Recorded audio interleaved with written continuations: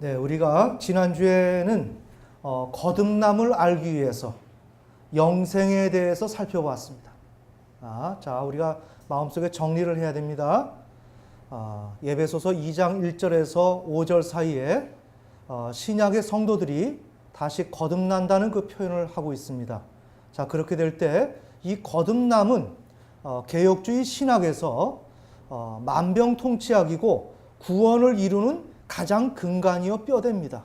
왜냐? 우리는 허물로 모두가 죽어 있었기 때문에 죽은 자가 하나님, 제가 잘못했습니다. 믿겠습니다.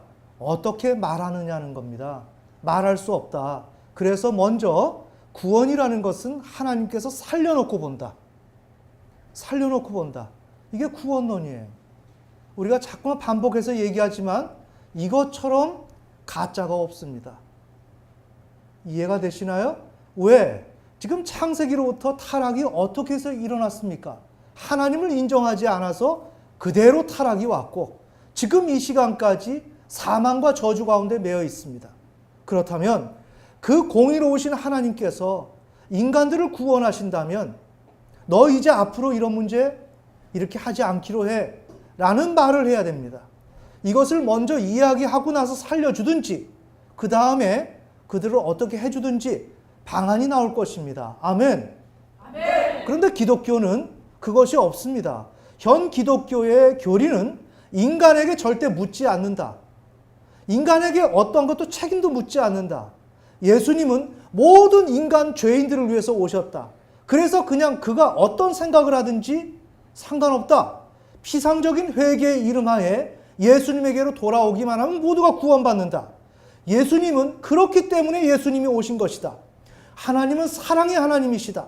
그래서 하나님은 모든 공의조차도 사랑에 기반을 두고 있다.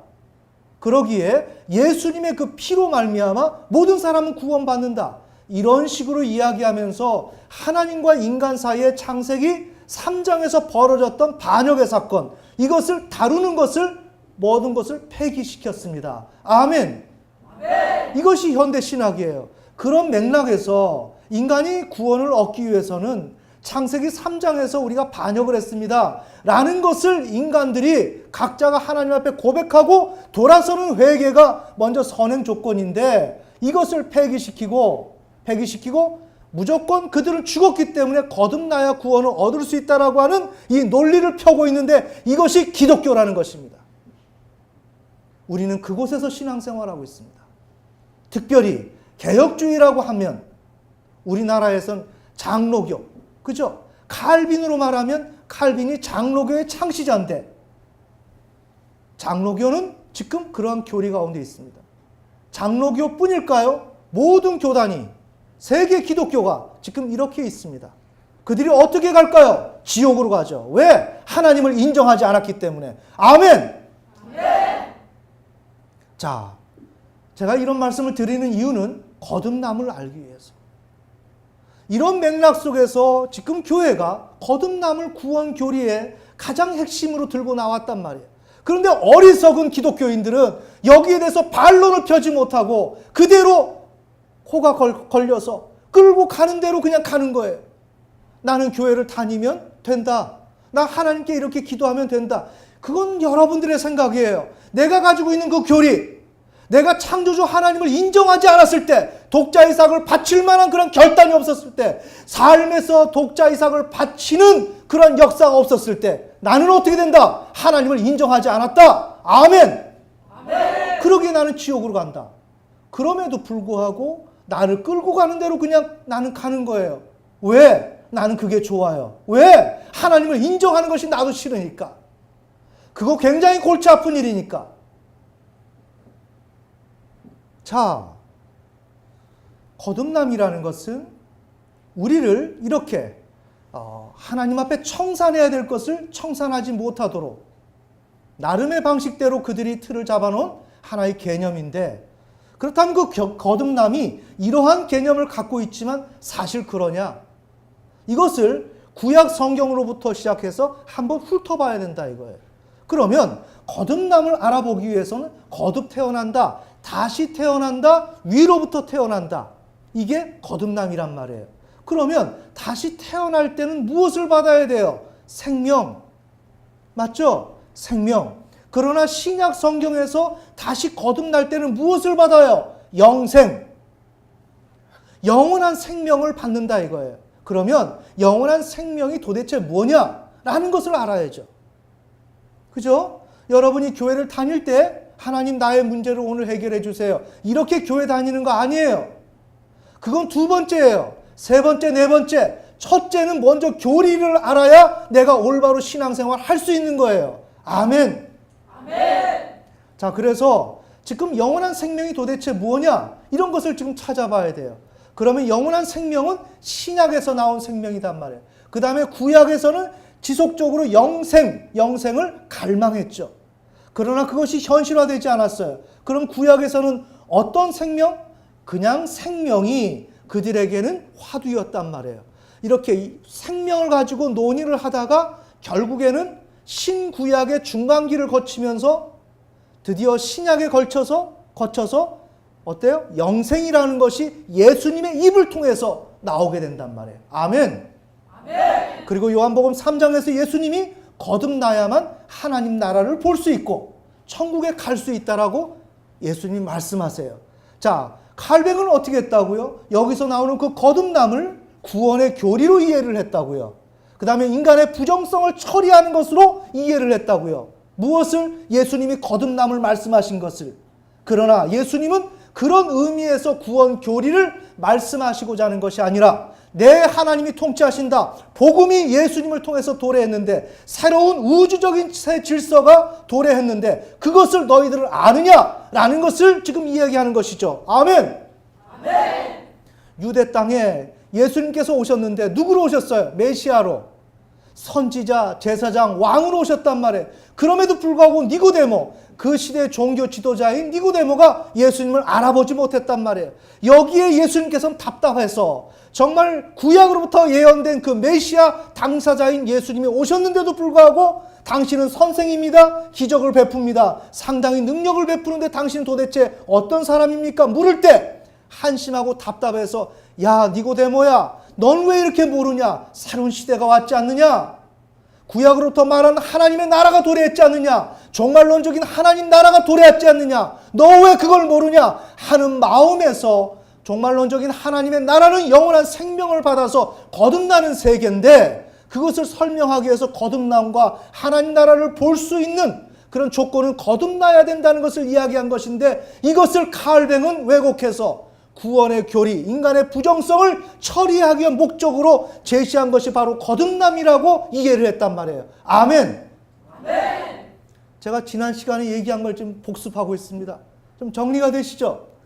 자, 그래서 지금 영생이라고 하는 것은 지금 이런 의미로 제시가 됐다는 거예요. 그러면 그 영생을 우리 알아보기 위해서 구약에서는 생명을 알아봤고 그래서 구약에서의 생명의 개념을 아주 약간 우리가 약간 건드리고 넘어왔습니다. 자, 두 번째 시간. 이 시간은 구약 성도의 생명에 대한 인식의 변화.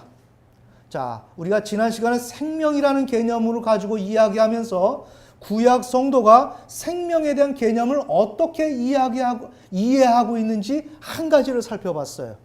그렇게 됐는데 이제는 그걸 연결해서 확장시켜서 구약 성도의 생명에 대한 인식의 변화. 자, 생명을 어떻게 인식을 했을까? 자, 그래서 오늘 이 시간에는 중간기, 구약과 신약이 약 한 500년 기간이 벌려져 있는데 이 기간을 중간기라 그럽니다.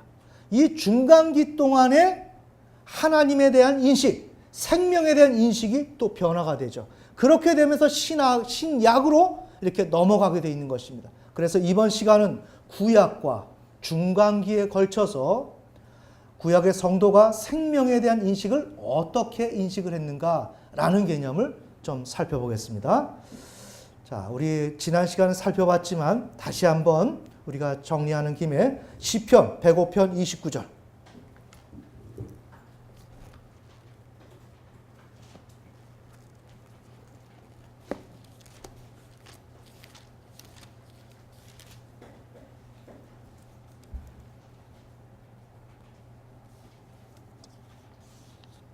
시편 104편 29절. 시작. 주께서 주의 얼굴을 숨기시며 그것들이 소동하고 주께서 그것들의 숨을 거두어 가시면 그것들이 죽어 자기들의 먼지로 돌아가나이다. 아멘. 네. 그러니까 생명을 창시하시는 분, 누가? 창조주 하나님이. 이것을 느끼는 거예요. 우리가 이걸 단조롭게 생각하면 안 돼요. 우리가 세상을 살면서 특히 우리 어린 학생들 내지 청년들은 아무래도 나의 힘이 있고 아직 살아본 경험이 없어서, 즉 나의 연약함과 무력함을 느껴본 일이 조금 덜해요, 어른들보다. 그래서 인생은 아무리 교회에 와서 이야기를 해도 하나님이 막연하게 느껴져요. 막연하게. 그러나 우리가 인생을 살면서 실패를 하고 좌절을 하면서 깜짝깜짝 놀라요. 이상하네? 왜 이게 안 되지? 이게 왜 안 되지? 아니, 이 정도를 과거에 이 정도의 문제가 됐다면 오늘 이거 되어야 하는데 일관성이 없어지는 거예요. 데이터가 안 나오는 거예요. 이상하다. 좀처럼 이해할 수 없는 거. 내 생각대로 되어야 되는데 이건 기본인데 왜 이렇게 내 생각대로 되는 게 없을까? 뭐 때로는 건강도 터져 나오고, 네? 사업의 성공과 실패의 문제도 터져 나오고, 아이들의 문제도 터져 나오는데 이거는 내가 가지고 있는 계획과 개념과 방식과 능력으로 될 수가 없더라 이거예요. 이거를 나이 30, 40, 50을 거쳐가면서 드디어 삶에 대한 오리엔테이션이 지나가고 나서 보여지기 시작하는 거예요. 아멘. 아멘. 그때 가서 보여지는 거예요. 야, 이상하다. 그러면 그때서야 교회에서 말씀하시던 그 내용이 빠른 사람은 어렴풋하게, 보통의 사람은 아무리 얘기해도 못 들어. 안 들려요. 이 갭을 줄여야 된다는 거예요. 이해가 되시나요? 내가 오늘 이곳에서 나가면 내 삶의 필드가 있단 말이에요. 내가 생활하는 것. 이것에 대한 것이 이 하나님의 말씀, 오늘 전하는 이 내용이 연결이 돼줘야 돼요. 거기에서, 그곳에서 내 생각대로 안 되네. 이게 깨달아지기까지는 오래 걸린다. 이 간격을 좁히는 것이 바로 교회가 해야 될 일이죠. 자, 그래서 내가 살고 죽는 거? 네. 살고 죽는 건 누구의 손에 달렸다? 하나님의 손에 달렸다. 이것을 드디어 조금씩 깨닫기 시작한단 말이에요. 이것이 구약 성도가 처음에 느꼈던 단계였다. 생명을 창시하시는 분이다. 나를 죽게끔 하고 살게끔 하는 건 모두가 하나님이시다. 이거를 우리 현대사회에서는 내 삶의 공간, 처소에서, 현실에서 피부 깊숙이 느끼고 그 현실에서 이러한 창조주 하나님을 인식하면서 하나님에게로 돌아오는 일들이 바로 우리의 모습이다. 아멘. 아멘. 네, 두 번째, 생명을 주시며 우리 하나님께서는 죽음으로부터 건지시는 분이다. 자, 구약에서 이제 두 번째 단계에서 단계라고 명확하게 짚을 수는 없지만 생명을 주시지만 또한 죽음으로부터 건지신다. 시편 16편 10절. 거의 오늘 시편입니다.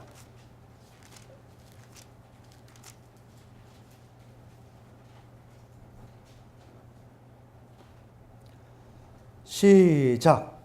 이는 주께서 내 혼을 지옥에 남겨두지 아니하시고 주의 거룩한 자가 썩음을 보지 아니하게 하실 것이기 때문이니이다. 네, 11절 시작.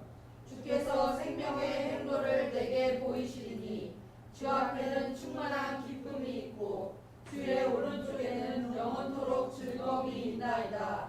아멘. 네, 이 문제를 어떻게 이해를 해야 되냐면 우리가 하나님께서 죽음에서 우리를 건지신다는 것은 이미 하나님은 우리를 살게 하기도 하고 죽게도 하는 정말 생명의 창시자다라는 걸 알게 되고 나면 그 다음에 어떤 문제가 생기냐면 어떠한 어려움이 있어도 하나님은 나를 건지신다. 아멘. 아멘. 이 믿음이 우리 속에 들어온다는 거예요. 그리고 그 하나님을 반대로 말하면 그 하나님, 그런 하나님을 믿게 된다는 것이죠. 그러니까 구약 성도는 먼저 생명을 창시하시는 분으로 인정했고, 그 다음에 생명을 주시지만 또한 때로는 죽음이 와도 분명히 하나님은 나를 건지신다 라는 의미로 생명과 관련해서 하나님을 그렇게 인식했다는 거예요. 이해가 되시죠?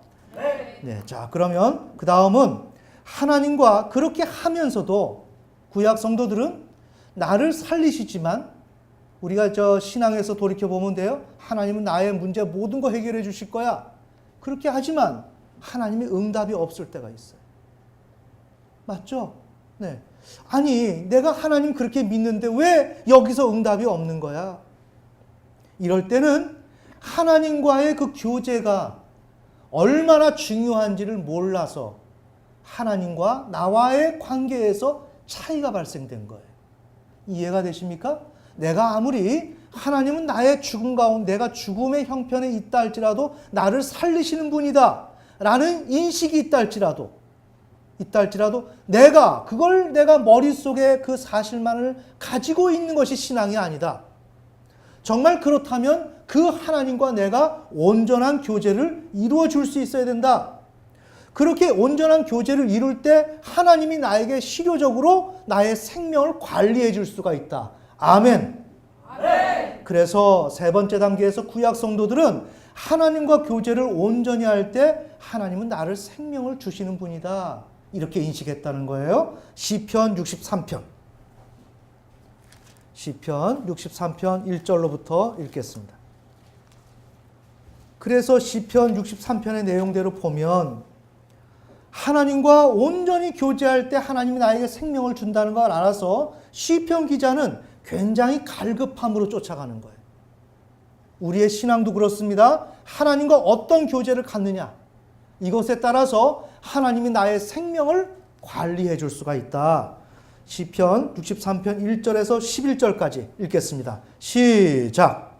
오 하나님이여, 주는 나의 하나님이시니라. 내가 일찍 주를 찾되 물이 없어 마르고 메마른 땅에서 내 혼이 주를 갈망하며 내 육체가 주를 사모하오니, 이것은 내가 성소에서 주를 배운 것 같이 주의 권능과 주의 영광을 보고자 함이니이다. 주의 인자하심이 생명보다 나음으로 내 입술이 주를 찬양하리이다. 이와 같이 내가 사는 동안에 주를 찬송하고 주의 이름으로 내 손을 들리니 내 혼이 고수와 기름진 것으로 배부른 것 같이 만족하며 내 입이 기쁜 입술로 주를 찬양하되, 내가 나의 침상에서 주를 기억하고 또 밤에 정점들을 보내면서 주를 묵상할 때에 그리하리이다. 주께서 나의 도움이 되셨사오니 그런즉 내가 주의 날개 그늘을 기뻐하리이다. 내 혼이 주의 뒤를 바싹 따르니 주의 오른손이 나를 떠받치시거니와 내 혼을 찾아 멸하려 하는 자들은 땅의 더 낮은 부분으로 들어가고 칼에 쓰러지며 여우들의 몫이 되리이다. 오직 왕은 하나님을 기뻐하리이다. 그분을 두고 맹세하는 자마다 자랑할 것이로되 거짓을 말하는 자들의 입은 막히리로다. 아멘. 네, 그러니까 단순히 하나님은 죽음의 형편에 처해 있는 우리들을 살리신다라는 관점으로 하나님을 인식하는 것이 아니라, 그런 하나님이라면 내가 더욱더 교제해야 되더라. 온전히 교제하지 않는다면 안 되더라.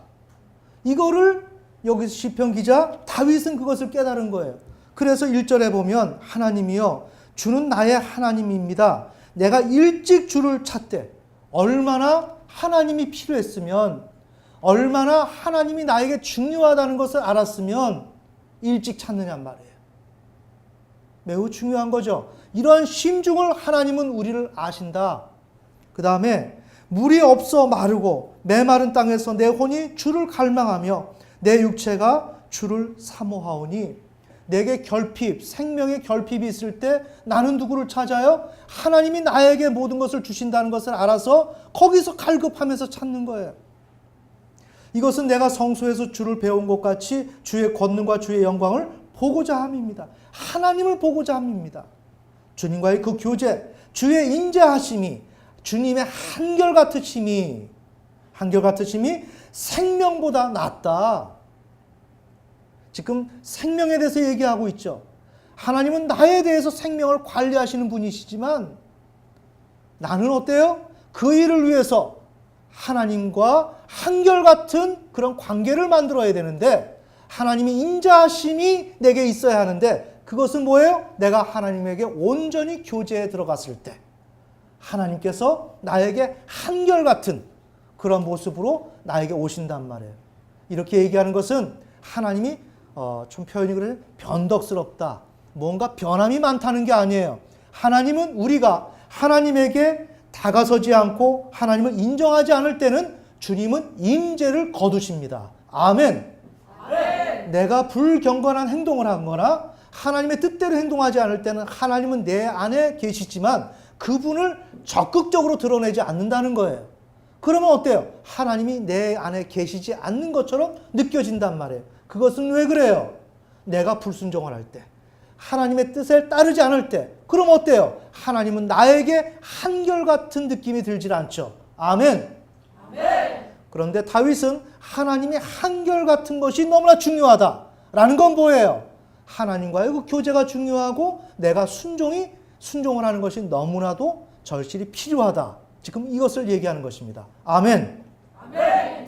자, 그래서 하나님과 교제를 온전히 교제할 때 생명을 주신다. 자, 그래서 이런 생각 가운데서 점차적으로 교제해야 된다는 걸 알면서 하나님에 대해서 더 강한 확신으로 다가섭니다. 시편 73편. 시편 73편 26절에서 27절. 지금 점차 우리가 여기서 보고 느끼는 거예요. 지금 영생이 무엇냐를 찾아가는 거예요. 지금 영생을 찾아가기 위해서 구약의 성도들이 생명에 대한 인식, 이것을 얘기하는 거예요.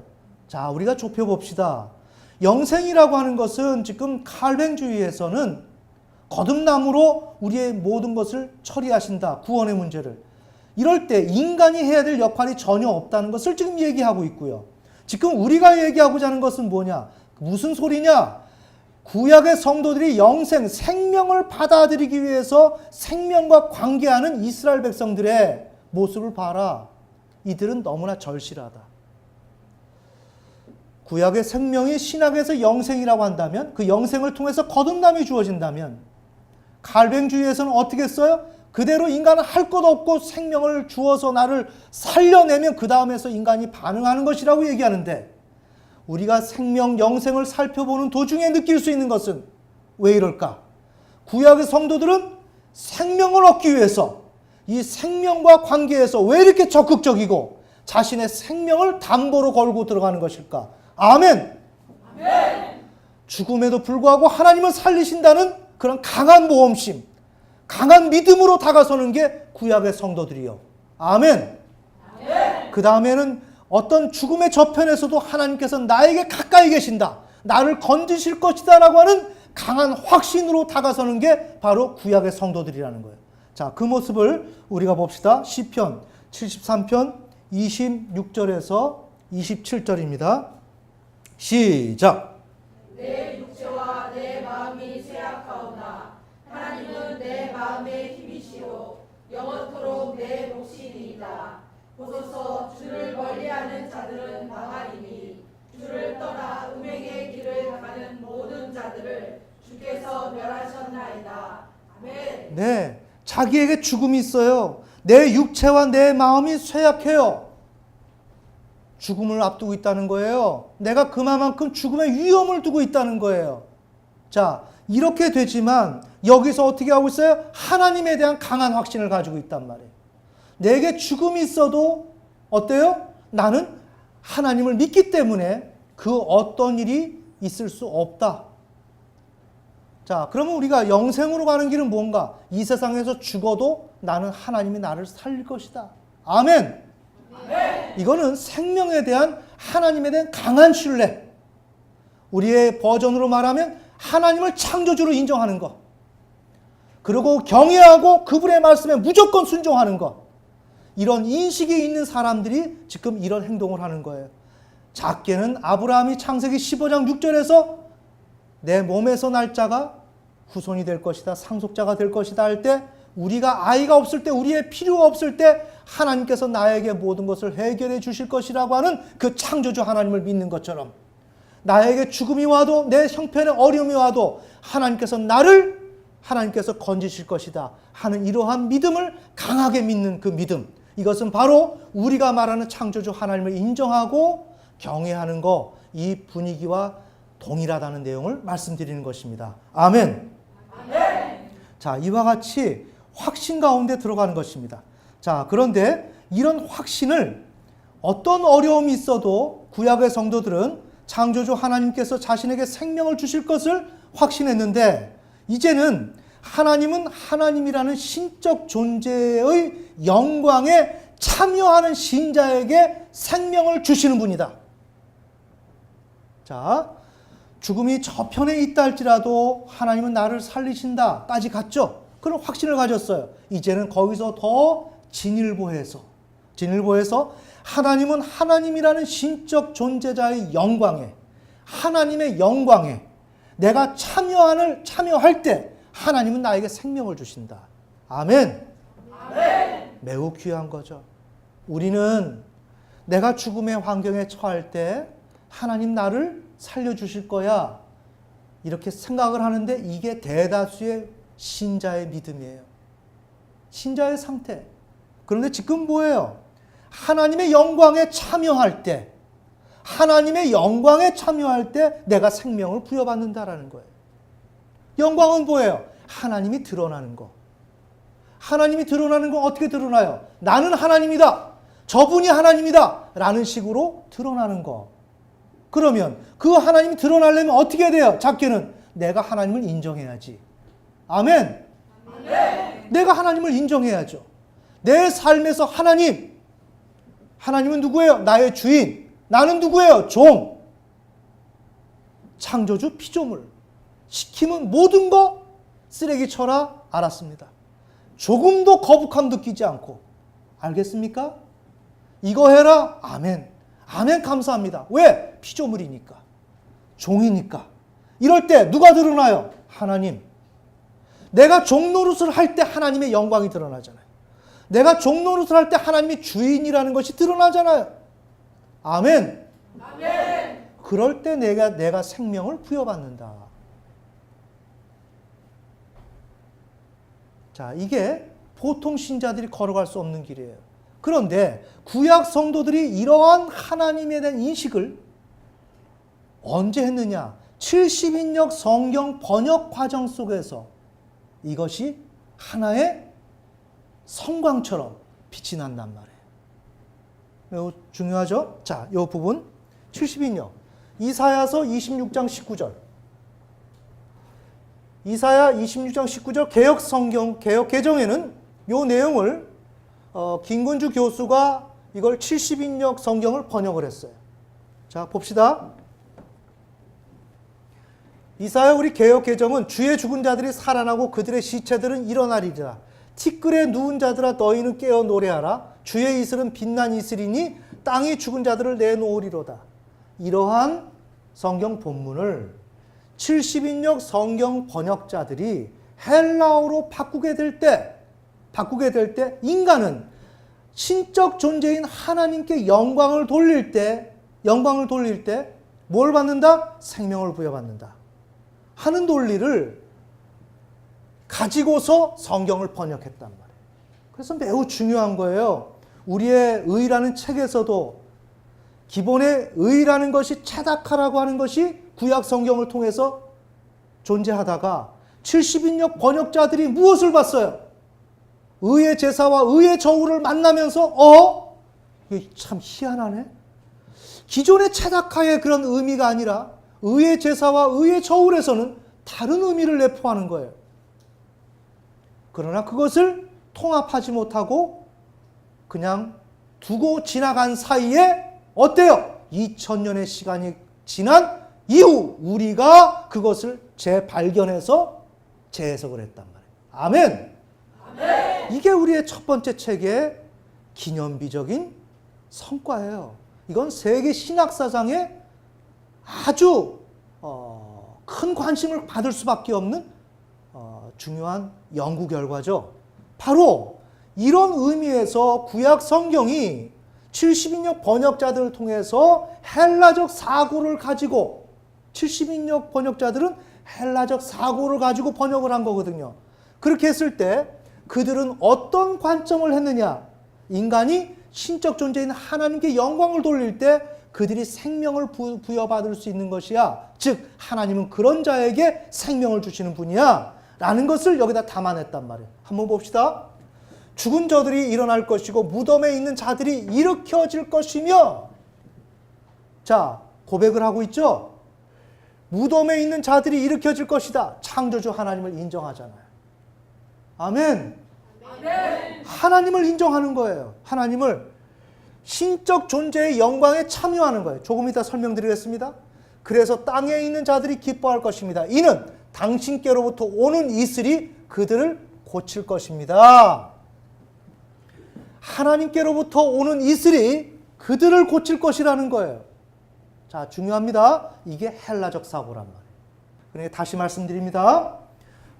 기존의 히브리 원문에 나와 있는 이 내용을 70인역 번역자들은 헬라적 사고에 의해서 헬라적 사고를 가져와서 신적인 하나님께 그 영광을 돌리게 될 때 인간은 생명을 부여받고 또한 그런 인간에게 생명을 주시는 분이 하나님이다 라는 것을 이제 이야기했다는 거죠. 그러면 헬라적 사고가 뭐냐? 매우 중요합니다.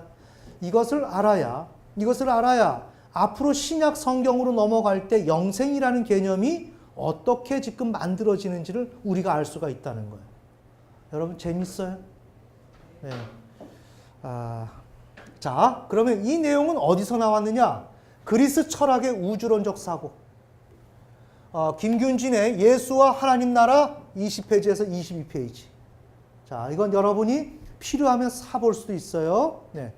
김균진 교수는 연세대 교수입니다.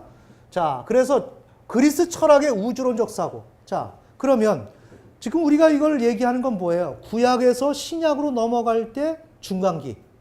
그렇죠? 이 중간기에는 어때요? 헬라가 이스라엘을 지배를 했단 말이에요.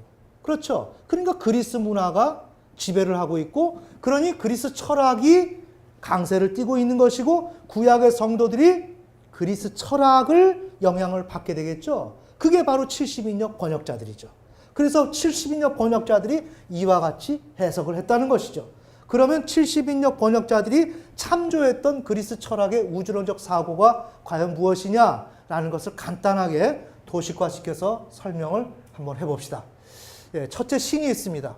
신이 있는데 신이 유출을 합니다. 유출을 하면 3번 세계가 있습니다. 대우주. 대우주가 있는데 마크로코스모스, 대우주. 이 대우주에게 신의 그러한 내용이 전달이 되는 거죠. 그 다음에 4번. 그 다음에 인간이 있습니다. 인간을 소우주라고 합니다. 이거 굉장히 좀 중요합니다. 지금 이러한 기본적인 파운데이션을 우리가 알아야 지금 특히 말하면 요한복음을 이해를 할 수가 있는 거예요. 이해가 되십니까? 네. 요한복음. 태초에 말씀이 계시니라. 이렇게 할 때 지금 성경을 이걸 잘 모르는 사람들은 말씀하면 그냥 뭐 예수님 이렇게 들어가는데 그런 개념의 지금 말씀이 아니에요. 말씀은 예수님 맞습니다. 그렇지만 헬라적 사고를 가지고 있는 그들에게 복음을 전하려고 할 때 어떻게 전해야 될까? 이게 바로 요한복음이란 말이에요. 이해가 되십니까? 그게 요한이 쓴 복음이에요. 헬라 문화에 있는 사람들에게 예수님을 알리기 위해서. 그러기 위해서는 어때? 헬라적인 철학이 기본적인 밑바탕이 있어야 그 그림을 가지고 그 상황에 맞추어서 복음을 설명한다는 거죠. 아멘. 아멘. 자, 그래서 인간은 소우주다. 그래서 그리스 철학에서 인간은 세계는 대우주요, 인간은 소우주. 미크로코스모스. 자, 이렇게 될 때 5번. 신의 의미는 뭐냐? 만물의 제일 원인자. 신은 이 온 우주 만물이 있도록 하는 원인을 제공하는 자다. 이걸 좀 염두에 두어야 합니다. 근원자다. 네, 근원자다. 이런 부분들이 우리 구약의 성경과 이렇게 같이 겹쳐지는 부분이 있단 말이에요. 그죠? 그러니까 70인역 번역자들이 그 시대의 헬라 문화의 영향을 많이 받는 그들에게 70인역 성경으로 번역을 하게 되면 어떻게 돼요? 이러한 문화적 요소를 잘 담아서 무리 없이 전달을 해줘야 되겠죠. 자, 그래서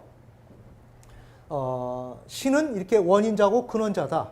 자, 그러다 보니까 지금 인간과 이 대우주와 이 소우주, 이것은 제일 원인자인 신을 소유한다. 자, 만물의 제일 원인자죠. 이 근원자죠. 유출되면 제일 원인자인 신을 소유하는 거예요. 신적 구조와 질서를 각각이 갖는 거예요. 아시겠죠? 신으로부터 물려받는 거예요. 신으로부터. 그래서 이들은 신은 아니지만 신적 요소를 그대로 전수받는 거예요. 자, 6번 이렇게 되고, 그럼 인간의 특징은 뭐냐? 신으로부터 산출되었다. 그러니까 말씀이 육신이 돼요. 말씀이 육신. 예수님이 하나님의 아들인데 독생자의 영광을 본다 그러잖아요. 그죠? 어때요? 예수님이 신적인 만물의 제일 원인자인 이 세계에서 메시아로서 이 땅에 왔단 말이에요. 네? 하나님이지 않습니까? 바로 산출이 되는 거예요. 이러한 인간의 특징을 가지고 인간에 대한 이해가 있었다. 신적 구조와 질서에 따라 구성된 존재다, 인간은. 그 다음에 우주의 구조와 일치한다. 그죠? 네. 저 원인자를 갖고 있으니까 우주의 구조와 모든 게 일치하는 거예요. 인간의 내적 질서는 우주 질서와 조화 속에 존재한다. 여기서 본질은 뭐냐? 이성이다. 인간의 이성이 가장 중요한 것이다. 자, 9번. 하나님의 속성은 어떻게 되는가? 영원이다. 인간의 속성은 뭔가? 유한이다. 원인자를 갖고 있지만 하나님과 인간은 다르단 말이에요. 그 다음에 하나님은 무조건적인 존재다. 조건이 없다. 그러나 조건에 종속된 존재가 인간이다. 하나님은 무변화, 영원토록 동일하시다. 인간은 사멸한다. 그래서 소크라테스가 너 자신을 알라 이렇게 얘기한 것입니다. 이해가 되십니까? 너 자신을 알라. 자, 이렇게 하나님의 속성과 인간의 속성, 자, 신적 속성, 인간의 속성 이렇게 된다면 인간은 어때요? 구원을 받으려면 어떻게 해야 돼요? 그리스 패러다임에서 볼 때 구원은 영원한 신적 존재에 참여해야 되지. 아멘. 아멘. 여기서는 결핍이고 여기서는 나올 게 없어요. 그 구원이라는 것은 위로 올라가야 되는 거예요. 그러니까 위로부터 거듭남, 위로부터 태어남. 아시겠습니까? 네. 이게 거듭남이란 말이에요. 위로부터 다시 태어나는 거. 아래로부터가 아니란 말이에요. 위로부터 내려온다는 것은 그리스 철학을 바탕에 깔고서 지금 예수님이 말씀하시는 거예요. 아멘. 아멘. 그러니까 방법은 뭐야? 그리스 철학에서는 영원한 신적 존재에 참여하는 것이 구원인데, 우리가 다음 시간에 좀 살펴보겠습니다. 방법은 명상이다, 관조다, 고행이다. 그 결과 유한성을 극복하고 영생을 획득한다. 이게 그리스 철학의 우주론적 사고, 그 다음에 구원론적 관점이 이렇다는 거예요. 그러니까 지금 여기서 보세요. 지금 70인역 번역자들이 히브리어 원본을 가지고 이 내용을 가지고 이렇게 번역을 하게 되었는데, 죽은 저들이 일어날 것이고 무덤에 있는 자들이 일으켜질 것이며, 여기에는 창조주 하나님을 인정하는 신앙의 고백이 있는 거죠. 이러한 고백이 있을 때, 이건 뭐예요? 신적 존재의 영광에 지금 참여하는 거죠. 하나님을 인정하는 거 아닙니까? 참여하는 거죠. 참여하면 어떻게 돼요? 거기로부터, 신으로부터 생명이 유출되는 거예요. 그래서 당신께로부터 오는 이슬이 그들을 고칠 것이로되. 알겠습니까? 네. 우리가 이러한 내용들을 한 가지 한 가지 정리를 해야 여러분의 신앙의 구도가 잡히고 개념이 잡히는 거예요. 이것이 아니라 듣기 좋은 아멘, 듣기 좋은 축복, 뭐 어떻게 된다. 그건 여러분에게 일절 도움이 안 돼요. 애들에게 여름에 자꾸만 배탈나게 우리말로 말하면 아이스크림 주는 거하고 동일해요. 사탕 주는 거하고 동일하다고. 입에 넣을 때는 달아. 좋아. 근데 이빨 다 썩어. 영혼이 썩어. 자라나질 않아. 도대체 신앙이 뭔지 그림이 안 보여. 아멘. 아멘. 자, 이렇게 지금 구약의 성도들이 생명에 대한 인식의 변화가 이렇게 지금 바뀌고 있다는 거죠. 자, 그 다음에 다섯 번째로 이제 하나님께서는 영생, 끝없는 생명을 은사로 주시는 분이다. 이제 이렇게 확장이 되는 거예요. 그러니까 신적 존재의 영광에 참여할 때 내가 생명을 부여받는다. 또 하나님은 그렇게 나에게 주시는 분이시다. 이렇게 고백이 일어났지만 이제는 영생, 끝없는 생명을 은사로 주시는 분이다. 즉 창세기 15장 6절에서 자신의 노쇠함을 개의치 않고 아브라함이 하나님을 믿는 것. 하나님을 믿을 때 아브라함은 어떻게 했어요? 은사를 받았죠. 생명의 은사를 받았죠. 어떻게? 아들을 낳을 수 있게 되었죠. 그렇지 않습니까? 아들을 낳았다는 것은 생명이 지금 태동하는 것이고 주어지고 있는 것이고, 네, 여기로 말한다면 신적 영광에 영원한 신적 존재에 참여하게 되는 거죠. 그래서 지금 생명이 주어지게 되는 거죠. 그래서 아브라함은 아무리 절망스러운 환경이 온다 할지라도 하나님을 믿는 것을 포기하지 않았어요. 그렇게 하나님을 인정했단 말이에요. 굉장히 중요한 것입니다. 그 다음에 22장에 갔을 때 다 커서 이제 아이가 성장했는데 거기서 애를 요 단 위에 올려놓고 그 시대의 제사 방법으로 얘를 번제로 드려라. 자, 이때는 뭐가 지금 주된 문제가 돼요? 나의 개별적 입장, 내 삶, 하나님과 별도로 있는 인간의 개별적 입장. 이걸 너는 어떻게 처리할 거냐? 너가 나를 그렇게 인정하는 것은 좋은데 지금 이 부분에서도 인정할 수 있겠니? 인정한다는 것은 이 아이를 죽여야 된다는 얘기인데 너 죽일 수 있겠어? 하나님이 질문을 하신 거예요. 죽이겠습니다. 이렇게 하나님을 인정하고 경외했단 말이에요. 아멘. 네. 이렇게 될 때 하나님께서 생명을 은사로 주신단 말이에요. 이것을 구약 성도들이 이 인식을 갖게 되었다. 자, 이 인식을 갖게 된 것은 바로 중간기에 오늘 예를 들 수 있는 것은 마카비서라고 하는 외경이에요. 그러니까 기본 성경은 정경이라고 하는 것은 캐논이라는 뜻인데 하나의 기준이요 잣대라는 거예요. 이건 변함없는 한정된 텍스트 66권. 예를 들자면 우리 신구약으로 따진다면 구약 39권으로 말한다면 그것이 정경이지만 여기서 외경은 그 밖의 것. 그 중간기에 이게 정경으로 들어갈 수 없는 그 성경. 그것을 외경이라고 한단 말이에요. 그런데 지금 여기서 오늘 예를 들 것은 마카비서.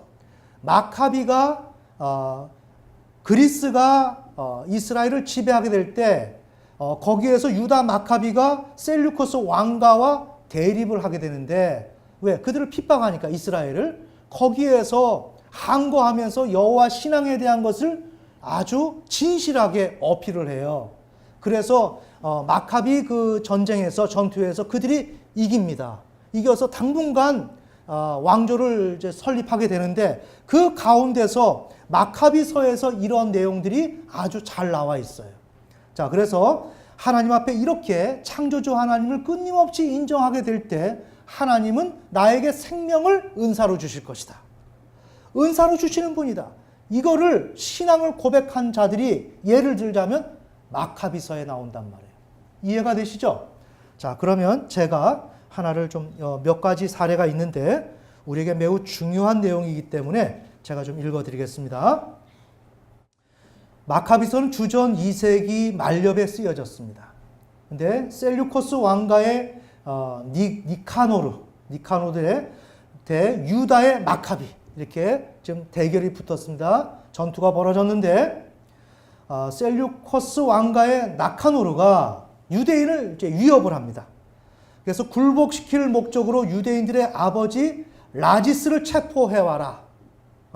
체포한다. 이렇게 명령을 했어요. 그래서 그렇게 될 때 자신의 고귀한 혈통이 적들의 손에 넘어가서 수치를 당할 것에 마음이 허락이 안 되어서 이제 자결을 시도하는 거예요. 자, 우리가 여기서 봐야 될 거는 이들이 자결을 시도하는 것은 그냥 세상의 풍조대로 살면 자결 시도할 것도 없어요. 그런데 지금 여기에서 이가 자결을 시도하려고 하는 것은 그들의 말로 말하면 할례 받지 않는 자들에게 이런 모욕을 당할 수가 없다. 즉 뭐예요? 여호와 하나님. 할례는 뭐예요? 이스라엘 백성들의 백성됨을 말하는 그 표식이죠. 그래서 내가 하나님의 백성인데 내가 저들에게 이런 모욕을 당할 수 없다. 이건 뭐예요? 하나님을 향한 궁극적인 신앙이 자리 잡고 있다는 것을 얘기하는 거예요. 아멘. 아멘. 그래서 자결을 시도해요. 자결을 시도했는데 실패를 했어요. 그래서 다시 높은 곳에서 뛰어내립니다. 얼마나 신앙이 중요했으면. 얼마나 신앙이 중요했으면.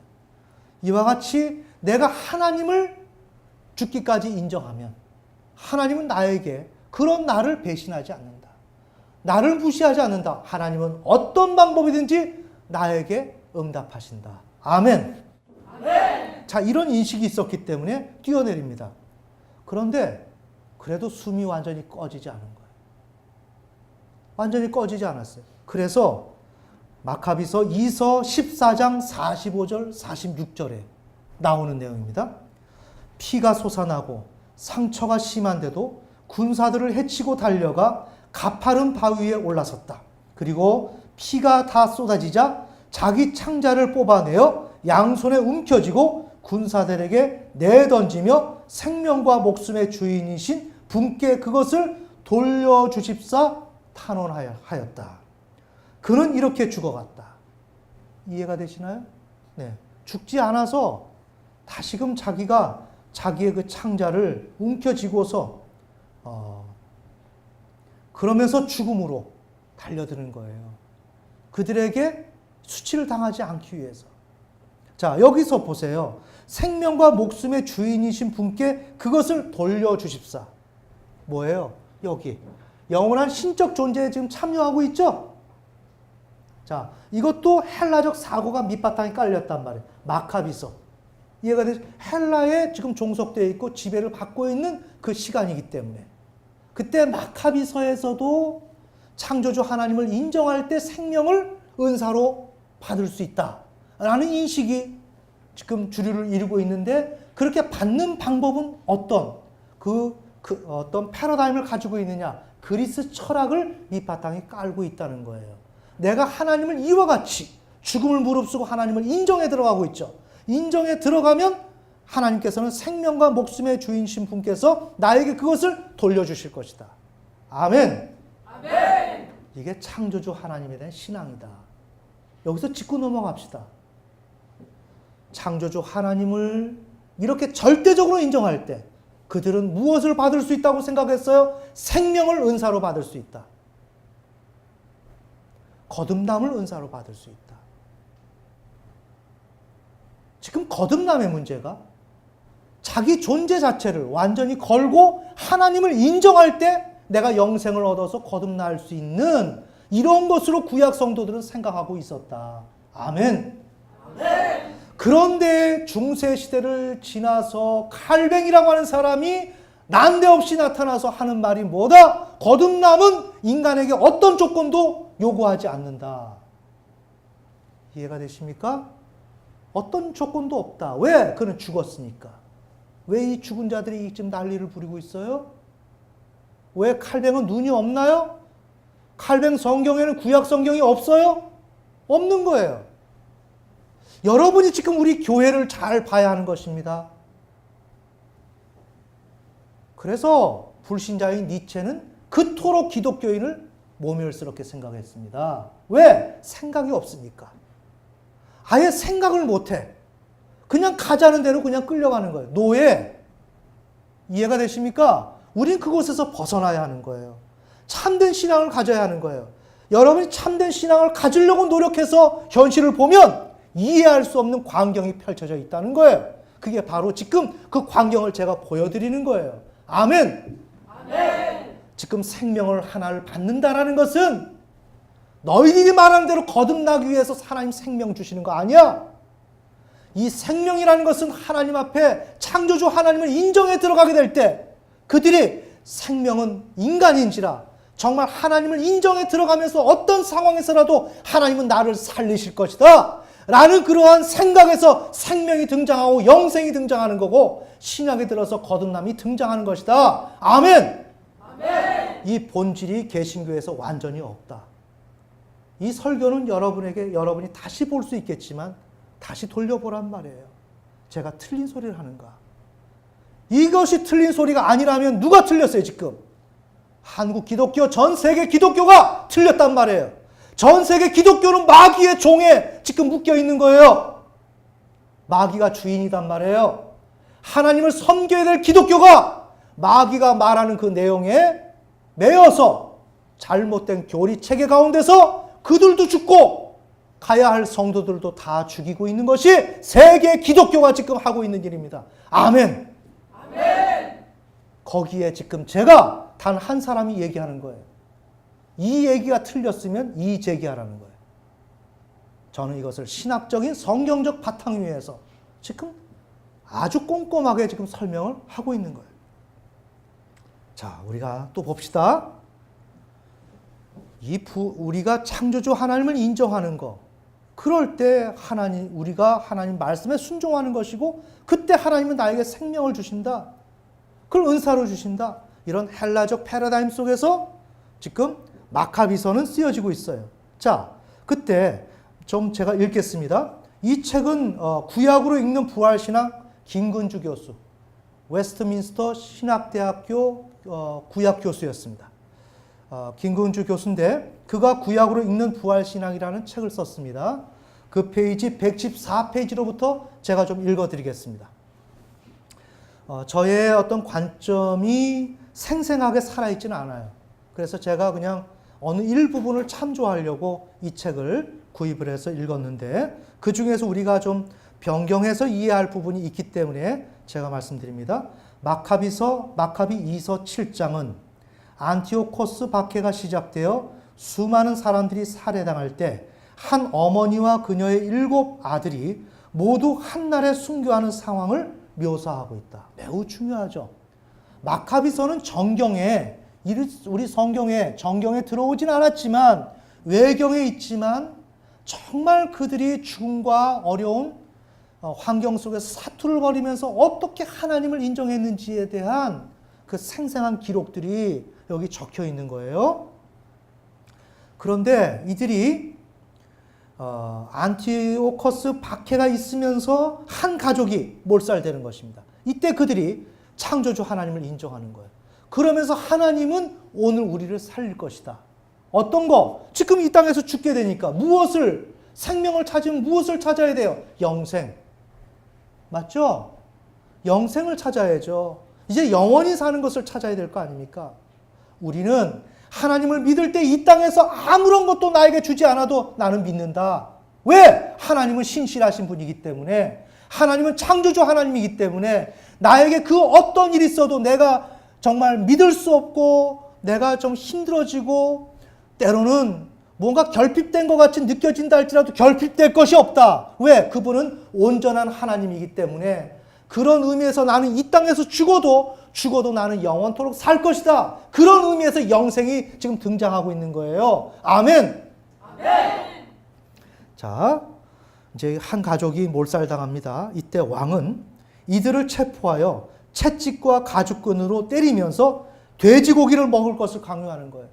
돼지고기는 그 시대에 못 먹죠. 유대 민족들은. 네, 정결치 못한 식품이죠. 첫째, 아들이 이를 거부하며 죽을 각오가 되어 있다고 말하자. 이제 첫째 아들이 이제 나는 이걸 거부하겠어요. 난 죽으면 죽었지 못 먹겠어요. 그럼 넌 죽을 수 있냐? 네. 난 죽을 각오가 돼 있어요. 이게 신앙입니다. 그렇게 말하자 격분한 왕은 모두가 보는 앞에서 아들의 혀를 잘라냈어요. 혀를 잘라냈어요. 잘라내고 머리 가죽을 벗기고 손발을 자르게 했습니다.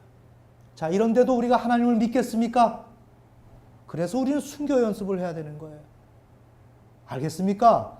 신앙이라고 하는 것은 가만히 앉아가지고 아멘 아멘 하는 거 아니에요. 신앙이라고 하는 것은 험한 그런 출령을 넘어가면서 거기서 배고픔과 고통과 이것을 감당할 것을 각오하고 출발하는 거예요. 아멘. 아멘. 이것이 전제가 되지 않은 것 신앙이 아니에요. 그것을 가르치는 교회는 뭐예요? 사꾼이란 말이에요.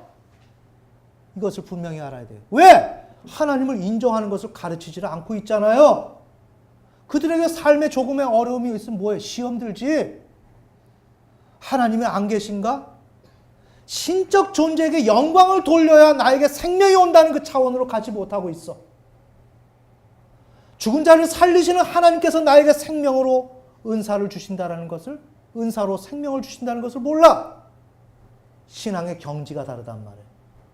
그래서 영생이 온다라는 것은 뭐예요? 이 신앙의 수준은 엄청난 레벨이에요. 아멘. 아멘. 다시 돌아갑시다. 이러한 레벨을, 이러한 수준을, 본질을 신약의 이 개신교, 우리 기독교는, 전체 기독교는 어떻게 하고 있어요? 이걸 다 무시했다는 거예요.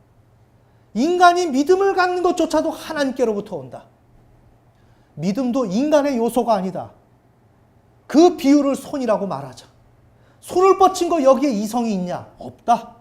인간의 노력 없다. 얘는 그냥 의식이 없는 애다. 단지 전달받는 통로로서 믿음이다. 인간에게 그 어떤 것도 요구할 것이 없다. 이것이 개신교의 기본 구원의 교리입니다. 알겠습니까?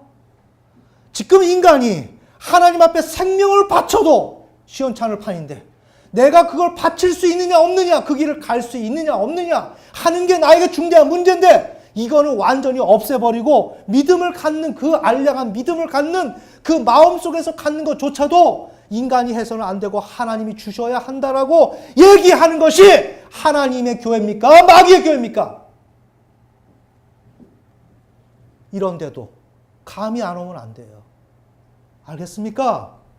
이런 내용을 듣고 내 마음속에서 피가 거꾸로 솟아야 되는 거예요. 누구처럼? 예레미야처럼. 참을 수가 없는 게 예레미야가.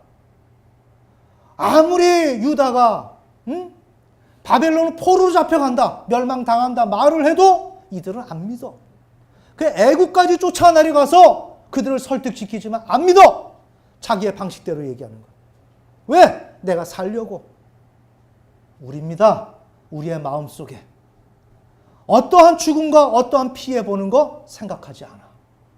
염두에 두지 않아. 하나님을 향해서 딜을 쳐. 거래를 하는 거야. 기도라는 방식으로, 충성이라는 방식으로. 그런데 나에게 오지 않아. 마음 돌아서는 거야. 아웃! 그건 구원받지 못하는 거예요. 이해가 되시나요? 이게 신앙의 본질인데 이거는 고사하고 손을 뻗쳐서 믿음을 가지고 예수를 믿는다, 이런 자기 나름의 잘못된 구원교리 만들어 놓고 인간 안에서 믿음조차도 인간의 것이면 그건 안 된다. 못을 박아놓은 것이 이 개신교란 말이에요. 이럴 때 우린 누구의 사람이에요? 하나님의 백성, 하나님의 자녀, 우리 아버지를 지금 우리 교회가 난도질을 하고 있고 성경을 난도질을 하고 있단 말이에요. 알겠습니까? 여기에 이성을 가지고 분명한 분별력을 가지고 판단을 가지고 가란 말이에요. 여기에 대해서 내가 철저한 저들의 반대자에 서지 못하면 나는 저들과 동류다. 어디로 가요? 지옥으로 가는 거예요. 분명히 알고 줄을 서라. 아멘. 아멘. 자, 손발을 자릅니다. 냄비와 솥을 불에 달군 후에 아직 숨이 붙어있는 그를 냄비에 집어넣어 버립니다. 이게 신앙입니다. 우리의 신앙은 고통을 얼마나 잘 감내할 수 있느냐. 그러니까 고통을 감내하는 능력을 키워야 되는 거야. 그런데 지금 교회는 어떻게 하고 있어요? 될 거다. 희망을 가져라. 하나님은 너희를 사랑한다. 사랑하겠습니까? 지옥으로 보내려고 지금 벼르고 있는 거예요. 사람들을 눈, 귀 전부 다 막아놓고 그냥 지옥으로 보내고 있는 거예요. 그러면 나는 어때? 나 그런 거 싫으니까 그게 좋아. 그냥 위로해주고 달래주면 그게 생명인 줄 알고 그냥 가는 거예요. 여러분이 무엇이 지금 중요한 것인지를 객관적으로 냉철하게 생각해 보란 말이에요. 그리고 둘째 이어 일곱째 아들까지 모두 참혹한 고문을 받으면서도 믿음을 지키며 죽어갔고 마지막으로 그들의 어머니도 죽었다. 왕은 매 아들들을 죽일 때마다 협박하고 달랬지만 아들들은 결연하게 신앙을 지켰고 아들들의 한날에 모두 죽어가는 걸 지켜보던 어머니 역시 주님께 희망을 두고 있었기 때문에 용감하게 견뎌냈다. 그는 조상들의 언어로 아들 하나하나를 격려했다. 엄마가 죽어가는 아들에게 격려하는 거예요. 우리 같으면 어떻게 됐어요? 신앙을 가졌더니 지금 우리 가정 망했네. 이게 뭐야? 결국 이러려고 했던 거야? 우리 신앙 그거 아닙니까?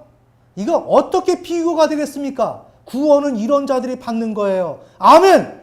아멘! 그러기에 우리가 가시밭길로 간다 할지라도 여러분들이 그것을 갖다가 조금 더 불편하게 생각하거나 부정적으로 생각하지 마라.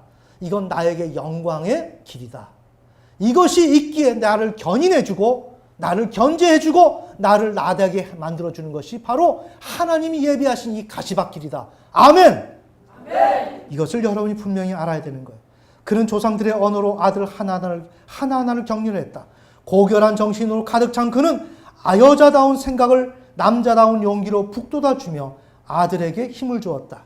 마카비서 2서 7장 9절을 읽겠습니다. 당신은 우리를 이승에서 몰아내지만 온 세상의 임금께서는 당신의 법을 위하여 죽은 우리를 일으키시어 영원한 생명을 누리게 하실 것입니다. 죽으니까 이제 생명은 영생으로 가는 거예요. 아시겠죠?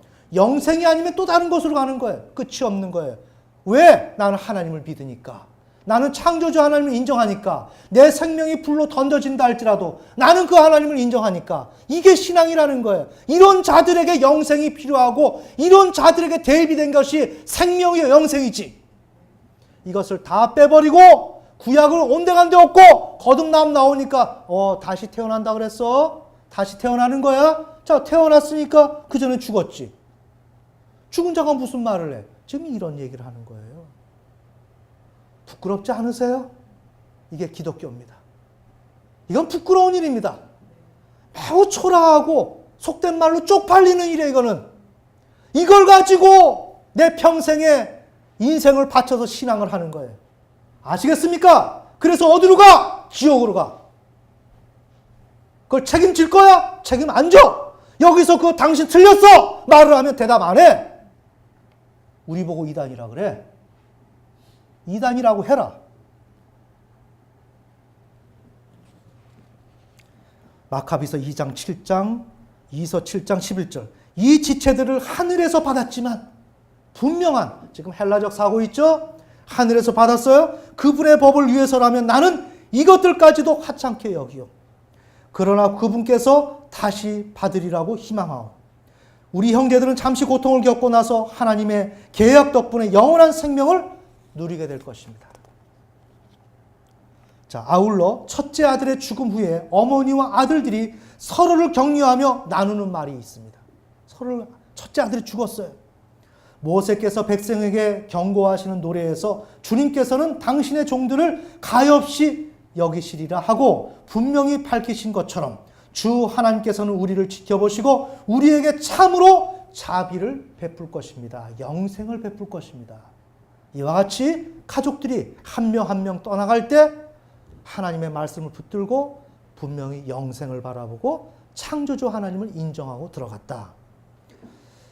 자, 그 다음에 또 하나 좀 읽어드리겠습니다. 또 죽어가는 아들을 향해서 어머니가 격려하는 장면이 있습니다.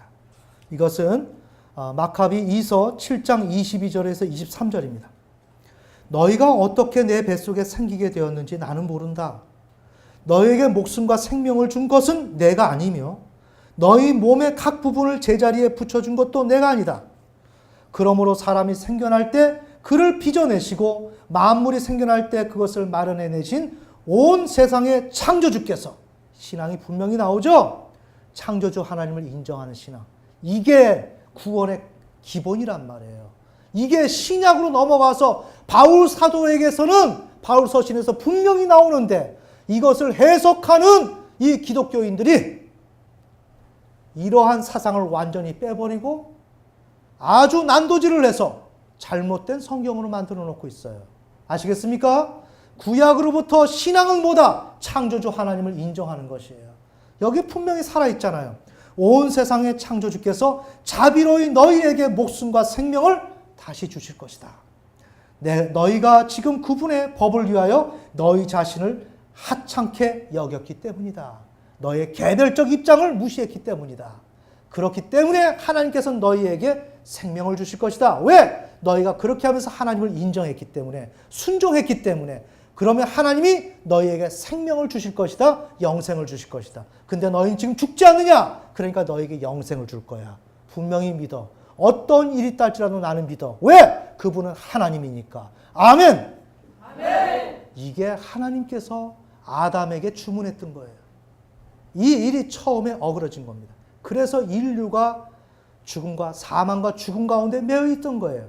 그런데 하나님은 하와로부터, 아담과 하와를 다시 산자로 만들고, 그래서 지속적으로 산자의 계보를 만들어 나오시는 거예요. 아멘. 아멘. 또 하나, 또 우리 마지막으로 읽어봅시다. 어머니는 마지막 남은 막내 아들을 잘 구슬려 보라는 왕의 위협을 듣고 그 아들에게 다음과 같이 이야기한다. 아들아, 나를 불쌍히 여겨다오. 나는 9달 동안 너를 뱃속에 품고 다녔고 너에게 3해 동안 젖을 먹였으며 내가 이 나이에 이르도록 기르고 키우고 보살펴왔다. 얘야, 너에게 당부한다. 하늘과 땅을 바라보고 그 안에 있는 모든 것을 살펴보아라. 창조주 하나님. 그리고 하나님께서 이미 있는 것에서 그것들을 만들지 않으셨음을 깨달아라. 하나님은 창조주 하나님이시다. 무에서 유를 만드시는 분이다. 불가능함이 없다. 자, 사람들이 생겨난 것도 마찬가지다. 이 박해자를 두려워하지 말고 형들에게 부끄럽지 않게 죽음을 받아들여라. 이게 우리의 신앙이 되어야 합니다. 매 순간순간 세상 바라보고 건물 전부 다 유리 건물로 번쩍번쩍 올라가는 거 보고 겁먹들어가지고 거기서 내 정신이 잃어버리고 그것이 내 삶인 것처럼 헷갈리면 안 돼요. 아멘. 아멘. 세상이 뭐 어떻게 돌아가는 그거 보고 그게 정당한 거라고 생각하면 안 돼요. 그건 너희들의 길이다. 나는 내 갈 길 간다. 언제나 그걸 보면서 내 마음을 다잡아야 하는 거야. 내 마음이 흔들리지 않도록. 무슨 소리야? 이걸 잃어버리면 날 잃어버리는 거야. 이게 내 생명줄이란 말이에요. 아멘. 아멘. 그래야 내가 그분의 자비로 내 형들과 함께 너를 다시 맞이하게 될 것이다. 자, 이게 지금 생명, 그러니까 하나님 앞에 정말 하나님을 창조주로 인정할 때 죽음을 넘어서서 나 자신의 개별적인 입장 다 포기하고 하나님을 인정해 들어갈 때 하나님은 생명을 나에게 은사로 주신다. 영생을 주신다. 아멘. 아멘. 오늘 여러분이 좀 어떻게 들으셨는지 모르겠습니다. 네, 구약 성도들은 생명을 창시하시는 분을 하나님으로, 또한 생명을 주시며 죽음으로부터 건지시는 분, 또한 그렇게 믿는다고만 되는 것이 아니라 하나님과 온전히 교제할 때 생명을 주시는 분. 그래서 그 생명을 주시되 그 하나님은 죽음이 내 앞에 있다 할지라도 절대로 흔들리지 않는다. 하나님은 그런 나에게도 끝내 나에게 생명을 주신다. 거기에서 머무는 것이 아니라 나 자신을 부인하는 것. 신의 영광에 참여할 때 하나님은 나에게 생명을 주신다. 신의 영광에 참여하더라도 나 자신을 부인하는. 그러면서 창조주 하나님을 인정해서 하나님의 영광을 드러내게 될 때 하나님은 나에게 생명을 은사로 주신다. 아멘. 아멘. 그러니까 지금 구약에서 지금 잠시 번쩍이면서 보여지는 이 생명은 뭐예요? 칼빈이 말하는, 작게 우리 개혁주의가 말하는 생명은 거듭남을 만들게 하는 가장 핵심적인 요인인데 이 생명은 그들이 말하는 용도의 것이 아니다. 그들이 말하는 것이 아니다. 하나님을 믿다 보니까 하나님을 절대적으로 신뢰하다 보니까 하나님을 창조주로 인정하고 경외하고 순종하다 보니까 죽어가는 사람이 마땅히 하나님을 인정하는 차원에서 호출해내고 불러내는 게 뭐다? 생명이다. 영생이다. 아멘.